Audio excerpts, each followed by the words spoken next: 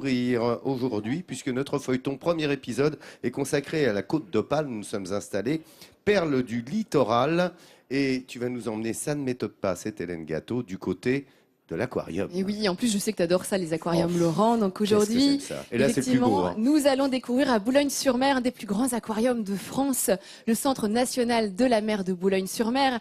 Alors ici, c'est vraiment un lieu incontournable pour faire aimer le monde marin à tous les visiteurs. Des chiffres à faire tourner la tête, 35 000 animaux de plus de 1000 espèces différentes qui se répartissent dans 40 aquariums sur 4 500 mètres carrés. Ça fait pas mal Énorme. tout ça quand Oui, même, hein. c'est C'est grand, oui. énorme. Et en plus, c'est un aquarium qui a fourmi de 1001 idées pour justement innover, pour plaire au public, sensibiliser sur la cause animale. Et quand on voit les sourires des touristes, les yeux émerveillés des enfants, on comprend que ce sera aujourd'hui notre premier sourire de France. Boulogne-sur-Mer, dans le Nord-Pas-de-Calais, sur la côte d'Opale. Si cette petite ville de bord de mer est réputée pour être le premier port de pêche de France, elle abrite en son sein un endroit unique. Un centre national dédié au monde marin qui attire chaque année des milliers de visiteurs venus de toute l'Europe. À l'intérieur, plus de 35 000 espèces animales aquatiques différentes. Des milliers de poissons multicolores. Des variétés rares et exceptionnelles qui peuplent les 5 continents de la planète. Des aquariums géants où poissons et mammifères marins se côtoient tous les jours. L'aquarium des requins, le lagon tropical, la réserve des lions de mer, le bassin tactile pour une expérience de contact avec les poissons hors du commun, ou encore la plage des Manchots et la forêt immergée. Tout est mis en place pour émerveiller et faire rêver les petits comme les grands le temps d'une journée. C'est superbe, c'est plein de jolis poissons, les explications, c'est magnifique à regarder. On voit beaucoup de poissons méconnus et très colorés, et ça c'est magnifique. Ce centre de découverte du monde marin ne cesse de faire voyager ses visiteurs.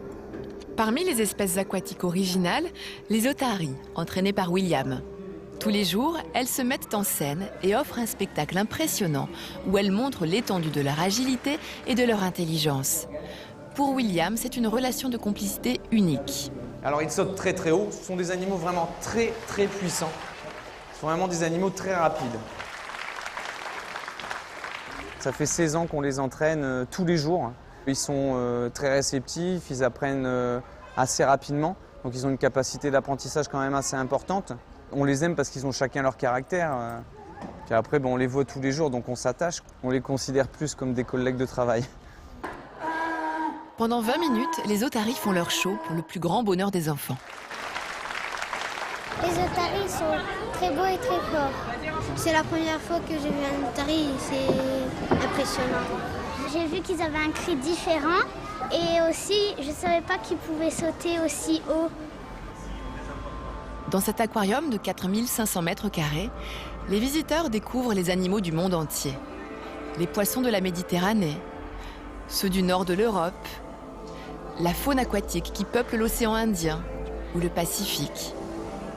Des tortues, des requins aux mâchoires impressionnantes, la plage des Manchots ou encore un espace dédié à l'Amazonie, la forêt immergée où caïmans et piranhas se mêlent à des espèces plus impressionnantes les unes que les autres. On souhaitait montrer un biotope particulier qui est en Amazonie la montée des eaux, des crues très importantes, d'où le terme en fait forêt immergée, tout simplement parce que les arbres se retrouvent dans l'eau. Aujourd'hui, Baptiste nourrit les arahuanas, des poissons d'Amazonie longs de plus d'1 mètre qui utilisent pour s'alimenter une technique assez originale.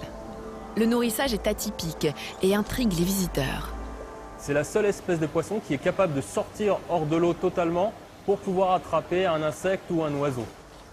Moi, ce qui va me fasciner ici, ça va être d'abord le contact direct avec les animaux et également le fait d'avoir accès à des espèces qui sont hors du commun, voire qui sont même, on va dire, mythiques, comme les requins par exemple, ou d'autres espèces. Le Centre national de la mer invite le public à voyager jusqu'au fond des océans. Une des attractions phares ici, le bassin tactile. Petits et grands s'y retrouvent pour une expérience unique. Rentrer en contact et caresser des raies et des turbots, des poissons connus de tous, mais qu'on n'a pas pourtant l'habitude d'approcher. C'est vrai que c'est un endroit sympathique où on a la chance de pouvoir toucher des animaux. C'est un des seuls bassins où on peut le faire et où les animaux sont réceptifs pour rentrer en contact. C'est une expérience qui plaît beaucoup aux gens et c'est quelque chose quand même hors du commun. C'est une chouette expérience, vraiment, c'est gluant, on sent un petit peu au-dessus les épines comme ça, c'est pas mal, vraiment ça change, c'est original pour un aquarium. C'est trop gluant, c'est trop cool parce qu'ils ont un peu tout douce, quoi. À la fin de la visite, le public est comblé. Le Centre national de la mer propose un véritable moment d'évasion, de découverte et d'émerveillement. Un plaisir pour les yeux pour tous les membres de la famille.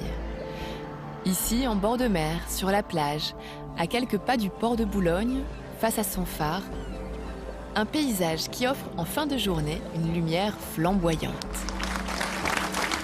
Qu'ils sont heureux, les enfants, ébahis par toutes les découvertes qu'ils font quand ils viennent ici.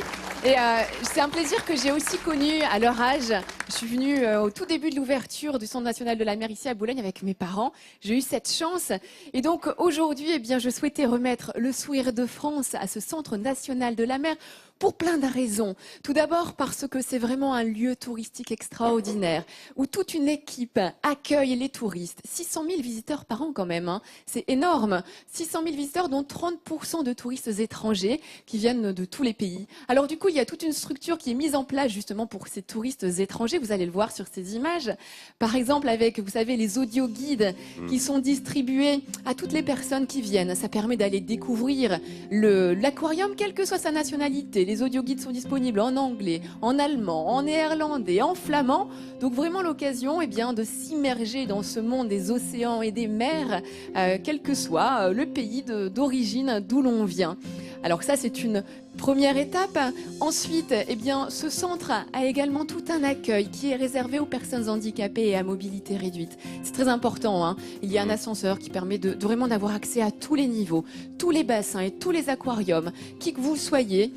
Donc ça, c'est aussi une très belle initiative. Et puis, tous les guides sont présents sur place pour à chaque fois vous aider, vous réorienter. Vous n'êtes jamais perdu et pourtant, Dieu sait que le dédale, le labyrinthe est important. Il y en a des aquariums, donc vous ne serez jamais perdu.